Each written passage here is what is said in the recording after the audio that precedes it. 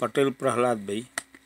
आज इस बुलेटिन में बात होगी राहुल के बिहार दौरे से एनडीए में मची खलबली की, नीतीश कुमार के दिल्ली दौरे की। जानेंगे पीएम मोदी के जम्मू कश्मीर दौरे पर क्यों उठे सवाल, विजय माल्या ने देश छोड़ने से पहले किससे की थी मुलाकात।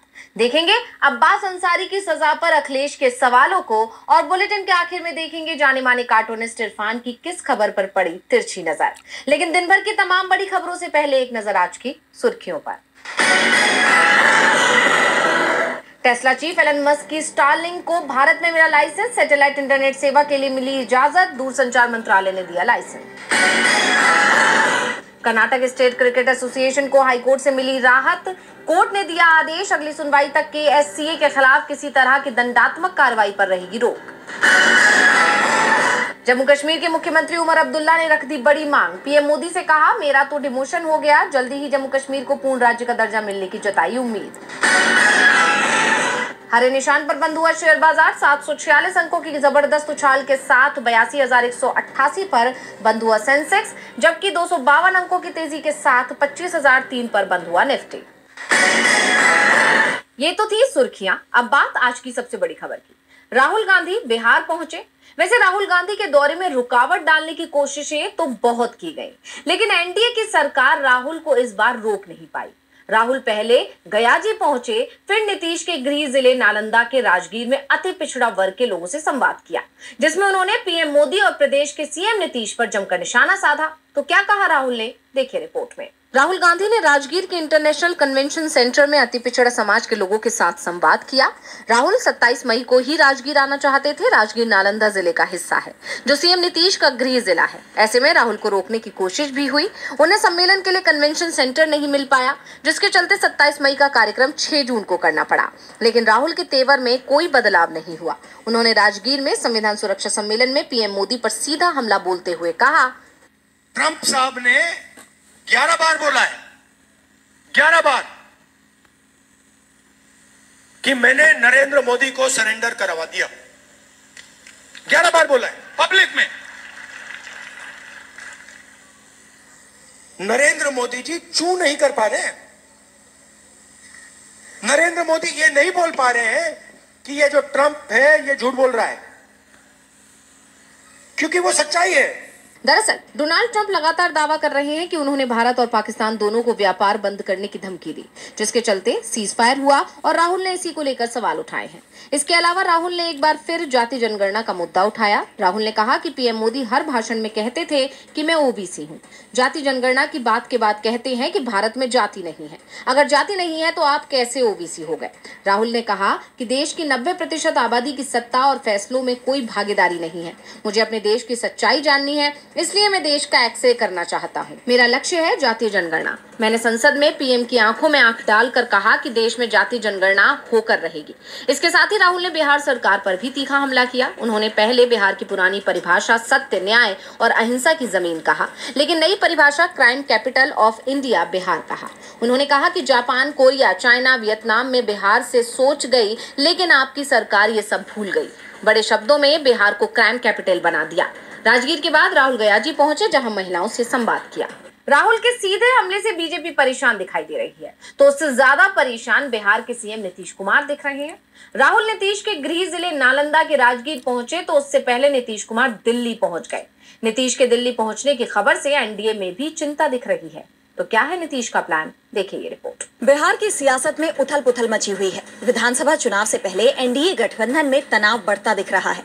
मुख्यमंत्री पद को लेकर बीजेपी के सहयोगी सहज नजर नहीं आ रहे, और अब नीतीश कुमार सीधे दिल्ली पहुंच गए।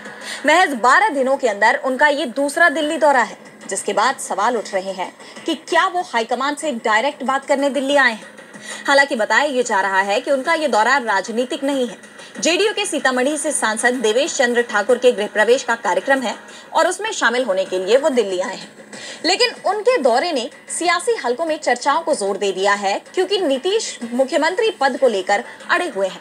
लेकिन बीजेपी की तरफ से अभी तक ये आधिकारिक रूप से नहीं कहा गया कि एनडीए का सीएम फेस नीतीश ही रहेंगे। इस बीच अब बिहार की सियासत में केंद्रीय मंत्री चिराग पासवान की भी एंट्री हो गई है। चिराग कह तो रहे हैं कि सीएम नीतीश ही रहेंगे, लेकिन उनका ये दावा महज सियासी बयान है या हकीकत, ये फिलहाल नहीं बताया जा सकता। ऐसे में नीतीश की हाईकमान से नाराजगी बढ़ती जा रही है। वैसे बीजेपी की टेंशन केवल नीतीश ही नहीं बढ़ा रहे, एनडीए के बाकी सहयोगी भी तेवर दिखा रहे हैं। हम प्रमुख जीतन राम मांझी पहले से ही 20 सीटों की मांग कर रहे हैं और अब उपेंद्र कुशवाहा ने 8 जून को बड़ी रैली निकालने का ऐलान कर दिया है। मुजफ्फरपुर में इस रैली के जरिए राष्ट्रीय लोक मोर्चा के प्रमुख उपेंद्र कुशवाहा अपनी ताकत दिखाएंगे। बताया जा रहा है कि एनडीए से उपेंद्र कुशवाहा की नाराजगी इस वजह से है क्योंकि कुशवाहा को लगता है कि उन्हें डुबाने की कोशिश हो रही है। वो चेतावनी भी दे चुके हैं कि वे जिस नाव पर सवार हैं, अगर उन्हें डुबाने की कोशिश हुई तो वो नाव भी डूब जाएगी। वहीं चिराग पासवान की भी पार्टी एलजेपीआर इसी दिन आरा में रैली निकाल रही है, जिससे साफ है कि एनडीए के दल आपस में ही लड़ रहे हैं, जो विपक्ष के लिए तो मौका है, लेकिन बीजेपी खेमे में टेंशन बढ़ी हुई है। नीतीश दबाव में दिख रहे हैं, चिंता सीएम पद को लेकर है। नीतीश को उम्मीद थी कि पीएम मोदी उनकी उम्मीदवारी पर मोहर लगा देंगे, लेकिन पीएम ऑपरेशन सिंदूर का ही जिक्र करते दिख रहे हैं। आज वो जम्मू कश्मीर में थे, जहां उन्होंने एक बार फिर ऑपरेशन सिंदूर को लेकर अपनी सरकार की पीठ थपथपाई, लेकिन विपक्ष ने पीएम मोदी के दौरे पर सवाल उठा दिए। देश को आईफल टावर से ऊंचा रेलवे ब्रिज मिल गया है। पीएम मोदी ने जम्मू कश्मीर के रियासी जिले में चिनाब नदी पर बने दुनिया के सबसे ऊंचे रेलवे आर्च ब्रिज का तिरंगा दिखाकर उद्घाटन किया। इसके साथ ही उन्होंने अंजी ब्रिज और कटरा में कश्मीर की पहली ट्रेन वंदे भारत को हरी झंडी दिखाई। लेकिन पीएम मोदी का ये जम्मू कश्मीर दौरा सवालों से घिर गया है। 22 अप्रैल को पहलगाम में हुए आतंकी हमले के बाद ये पहली बार पीएम मोदी राज्य के दौरे पर पहुंचे। उन्होंने कटरा में 42 मिनट का भाषण दिया। इसमें आतंकवाद, पाकिस्तान और टूरिज्म का जिक्र किया। पीएम ने कहा कि हमने पाकिस्तान के आतंकियों पर कयामत बरसा दी, लेकिन ये सब केवल उनके भाषणों में ही सीमित रह गया। हकीकत में पीएम मोदी पहलगाम भी नहीं गए, ना ही इस घटना के पीड़ितों से जाकर मुलाकात की, जिस पर विपक्ष हमलावर हो गया है। कांग्रेस ने पीएम मोदी के इस दौरे को लेकर तंज कसा है। पार्टी प्रवक्ता सुप्रिया श्रीनेत ने कहा, आज 45 दिन बाद नरेंद्र मोदी जी को फीता काटना था तो कश्मीर याद आया, वरना उन्होंने कश्मीर जाने की नहीं सोची। वो बिहार गए, वो केरल गए, वो आंध्रा गए, वो मुंबई गए, राजस्थान गए, गुजरात गए, हर जगह गए, हाथ हिलाया, फोटो खिंचवाई, भव्य भाषण दिए, कटाक्ष किए, हंसी ठिठोली करी, सिरेस्तारों के साथ समय बिताया। लेकिन मोदी जी कश्मीर अब गए हैं जब फीता काटने का वक्त आया है। और यही अंतर है उनमें और यही अंतर है हमारी सरकार में। मुझे ये कहने में गर्व होता है कि 26/11 के बाद चुन चुन कर हमने आतंकियों को मारा, हमारे शूरवीरों ने उनको मौत के घाट उतारा और उसके बाद जो गिरफ्तार हुए उनको हमने फांसी के फंदे पर लटकाया, इस देश में नजीर बनाई। आज एक बात का अंतर है, 26/11 के आतंकियों को मारा गया, लेकिन 22 अप्रैल पहलगाम के आतंकी अभी भी फरार है। पार्टी ने कहा कि जब तक उन आतंकियों की गिरफ्तारी नहीं होती, तब तक शहीद परिवारों को न्याय नहीं मिलेगा। हम कहना चाहते हैं कि सिंदूर के सौदागर अपनी चुप्पी तोड़ो। ऐसे में अब देखना होगा कि कांग्रेस के इन सवालों का मोदी सरकार क्या जवाब देती है। उन आतंकियों पर आखिर कब तक कार्रवाई होती है। पीएम ने ऑपरेशन सिंदूर की बात तो की, लेकिन इस मामले में पीड़ितों से मुलाकात नहीं की, जिसे लेकर विपक्ष ने सवाल उठाए। तो सवाल बैंकों का 9,000 करोड़ रुपए हजम कर देश से भाग गए विजय माल्या भी उठा रहे हैं। माल्या ने कहा है कि वो सेटलमेंट के लिए तैयार हैं और इसके साथ ही उन्होंने मोदी सरकार को लेकर बड़ा खुलासा किया है। तो क्या कहा माल्या ने, देखिए रिपोर्ट। भगोड़े बिजनेसमैन विजय माल्या एक बार फिर सुर्खियों में हैं। हाल ही में एक पॉडकास्ट में माल्या ने दावा किया कि मार्च 2016 में भारत छोड़ने से पहले उन्होंने तत्कालीन वित्त मंत्री अरुण जेटली से संसद में मुलाकात की थी और उन्हें लंदन जाने की जानकारी भी दी थी। माल्या ने कहा कि उन्होंने जेटली से बैंकों के साथ कर्ज का सेटलमेंट करने की भी बात कही थी। माल्या का कहना है कि वो भागे नहीं, बल्कि एक पहले से तय यात्रा पर गए थे और भारत में मीडिया ट्रायल और कानूनी कार्रवाइयों के कारण वापस नहीं लौटे।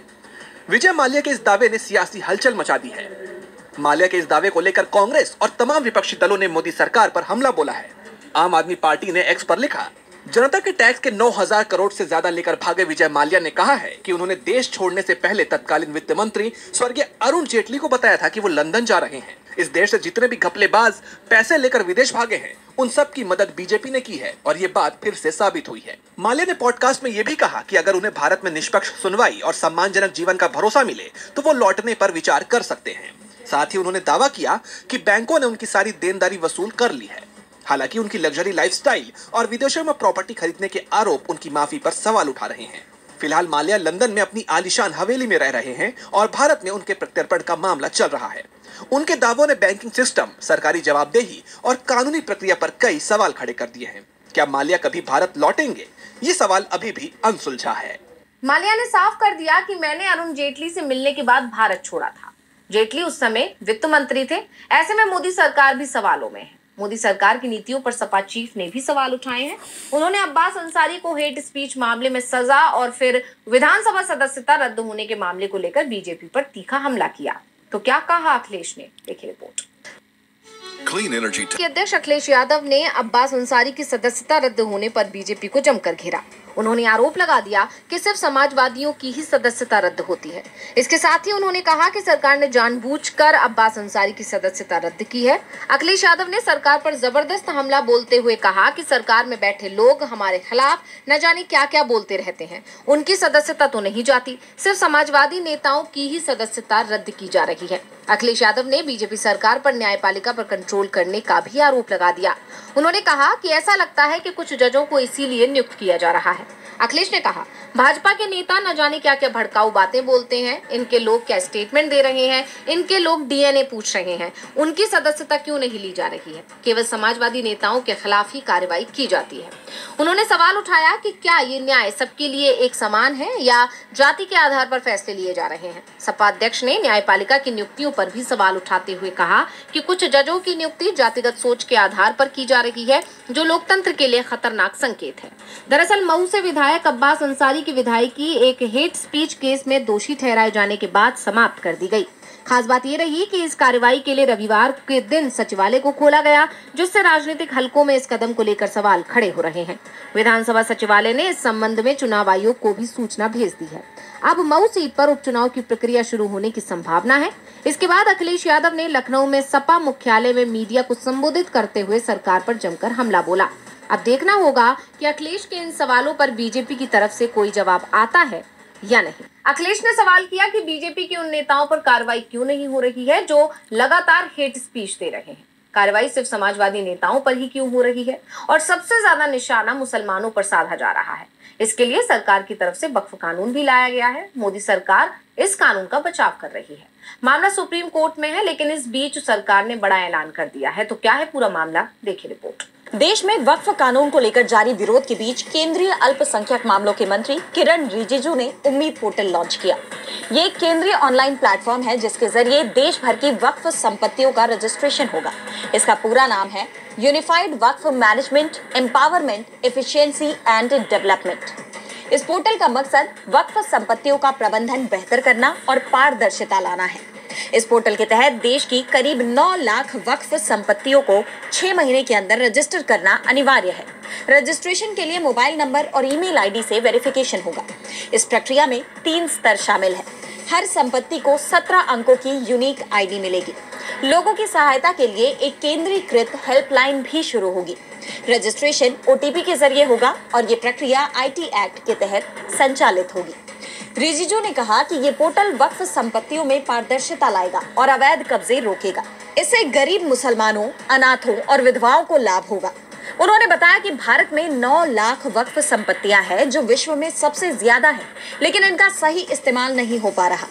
उन्होंने अपील की कि सभी 6 महीने के अंदर रजिस्ट्रेशन करा ले, नहीं तो ट्रिब्यूनल में जाना पड़ सकता है। अब जहां एक तरफ सरकार इस पोर्टल के जरिए वक्फ संपत्तियों के प्रबंधन को सरल और पारदर्शी बनाने की बात कह रही है, तो वहीं दूसरी तरफ विपक्ष और तमाम मुस्लिम संगठन अभी भी इस कानून के विरोध में मोर्चा खोले हुए हैं। All India Muslim personal law board का तो ऐलान है कि कानून वापस न होने तक उनका विरोध जारी रहेगा।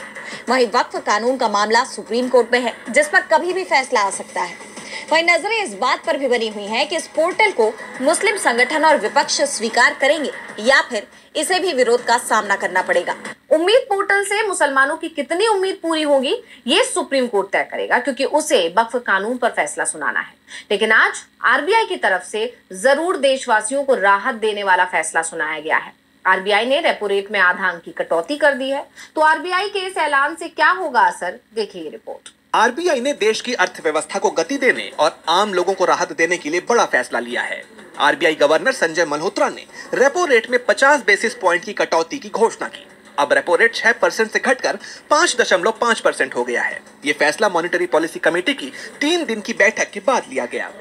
यह इस साल तीसरी बार है जब रेपो रेट में कटौती की गई है। इससे पहले फरवरी और अप्रैल में 25-25 बेसिस पॉइंट की कटौती हो चुकी है।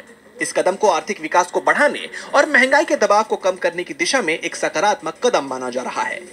आरबीआई ने मौद्रिक नीति के रुख को एकोमोडेटिव से बदलकर न्यूट्रल कर दिया है, यानी अब रेपो रेट में कोई बदलाव देश की आर्थिक स्थिति को देखकर किया जाएगा। दरअसल रेपो रेट वो ब्याज दर है जिस पर आरबीआई बैंकों को शॉर्ट टर्म लोन्स देता है। जब ये दर कम होती है तो बैंक सस्ते में कर्ज ले सकते हैं और इसका फायदा ग्राहकों तक पहुंचता है। आइए समझते हैं कि आम जनता पर इसका क्या असर होगा। होम और कार लोन सस्ते होंगे। रेपो रेट कम होने से बैंकों को सस्ता कर्ज मिलेगा। इससे होम लोन, कार लोन और पर्सनल लोन की ब्याज दरें घट सकती हैं। आपकी ईएमआई कम होगी जिससे आपकी जेब पर बोझ हल्का होगा। अगर आप नया लोन लेने की सोच रहे हैं तो ये सही समय है। कम ब्याज दरों के कारण लोन लेना अब आसान और सस्ता होगा। सस्ते कर्ज से छोटे और मझोले उद्यमों को फायदा होगा। इससे नए व्यापार शुरू करना और विस्तार करना आसान होगा, जिससे रोजगार के अवसर भी बढ़ेंगे। सस्ते लोन से लोग ज्यादा खरीदारी और निवेश करेंगे। इससे मांग बढ़ेगी और अर्थव्यवस्था को रफ्तार मिलेगी। आरबीआई का ये कदम आम लोगों, बिजनेस और अर्थव्यवस्था के लिए राहत भरा है। सस्ते लोन और बढ़ती मांग से देश की आर्थिक गतिविधियां तेज होंगी। और बुलेटिन के आखिर में देखेंगे जाने माने कार्टूनिस्ट इरफान की किस खबर पर पड़ी तिरछी नजर।